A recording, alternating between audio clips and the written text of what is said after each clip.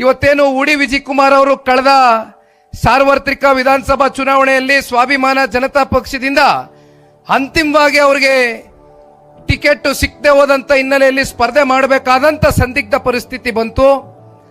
ಅವರ ಪಕ್ಷವನ್ನ ಇವತ್ತು ಜನತಾದಳ ಪಕ್ಷಕ್ಕೆ ವಿಲೀನವನ್ನ ಮಾಡುವ ಮೂಲಕ ಇಲ್ಲಿ ರಾಮೇಗೌಡರು ಮಾತನಾಡಿರ್ತಕ್ಕಂಥ ಮಾತಿರ್ಬೋದು ಅಥವಾ ಉಡಿ ವಿಜಯಕುಮಾರ್ ಅವರು ಮಾತನಾಡಿರ್ತಕ್ಕಂಥ ವಿಚಾರಗಳು ಗಮನಿಸಿದಂತ ಸಂದರ್ಭದಲ್ಲಿ ಕೇವಲ ಇದು ಇಬ್ರು ದೊಡ್ಡ ದೊಡ್ಡ ನಾಯಕರುಗಳ ಸಮ್ಮಿಲನ ಅಷ್ಟೇ ಅಲ್ಲ, ಪಕ್ಷದ ಕಾರ್ಯಕರ್ತ ಬಂಧುಗಳು ಇವತ್ತು ಉಡಿ ವಿಜಯಕುಮಾರ್ ಅವರ ಬೆಂಬಲಿಗರೇನಿದ್ದೀರಿ, ರಾಮೇಗೌಡರ ಅಭಿಮಾನಿಗಳೇನಿದ್ದೀರಿ ಕ್ಷೇತ್ರದಲ್ಲಿ, ಇಬ್ಬರನ್ನು ಕೂಡ ಪರಸ್ಪರ ಗೌರವದಿಂದ, ಪ್ರೀತಿಯಿಂದ, ವಿಶ್ವಾಸದಿಂದ ನಾವೆಲ್ಲರೂ ಕೂಡ ಮುನ್ನುಗ್ಗಬೇಕು. ಒಂದು ಒಳ್ಳೆಯ ಉದ್ದೇಶಕ್ಕೆ ಕೈ ಜೋಡಿಸಿ ಮುಂಬರ್ತಕ್ಕಂಥ ದಿನಗಳಲ್ಲಿ ಮಾಲೂರು ವಿಧಾನಸಭಾ ಕ್ಷೇತ್ರದ ಸಂಪೂರ್ಣ ಚಿತ್ರಣವನ್ನ ಬದಲಾವಣೆ ಮಾಡಬೇಕು.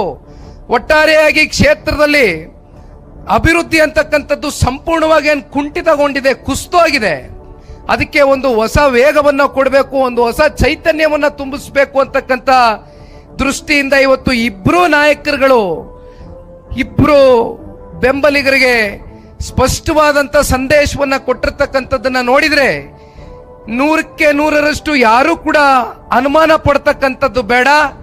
ಇಬ್ರು ನಾಯಕರುಗಳ ಒಂದು ಸಮ್ಮಿಲನ ಇವತ್ತೇನಾಗಿದೆ, ಎಲ್ಲ ಕಾರ್ಯಕರ್ತ ಬಂಧುಗಳು ಜೊತೆಯಲ್ಲಿ ಗೂಡಿ ಮುಂಬರ್ತಕ್ಕಂಥ ಜಿಲ್ಲಾ ಪಂಚಾಯಿತಿ, ತಾಲೂಕು ಪಂಚಾಯಿತಿ, ಗ್ರಾಮ ಪಂಚಾಯಿತಿ, ಯಾವುದೇ ಸ್ಥಳೀಯ ಚುನಾವಣೆಗಳು ಎದುರು ನೋಡ್ತಕ್ಕಂಥದ್ದನ್ನ ನಾವೇನು ಕಾಣಬಹುದು ಬಹುಶಃ ಈ ವರ್ಷ ಅಥವಾ ಮುಂದಿನ ವರ್ಷ.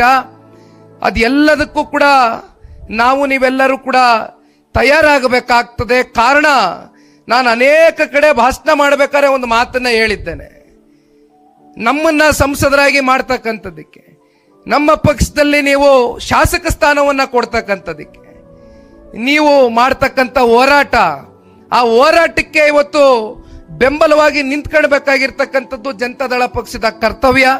ಹಾಗಾಗಿ ಇನ್ನು ವಿಧಾನಸಭಾ ಚುನಾವಣೆ 2 ವರ್ಷ ದೂರ ಇದೆ.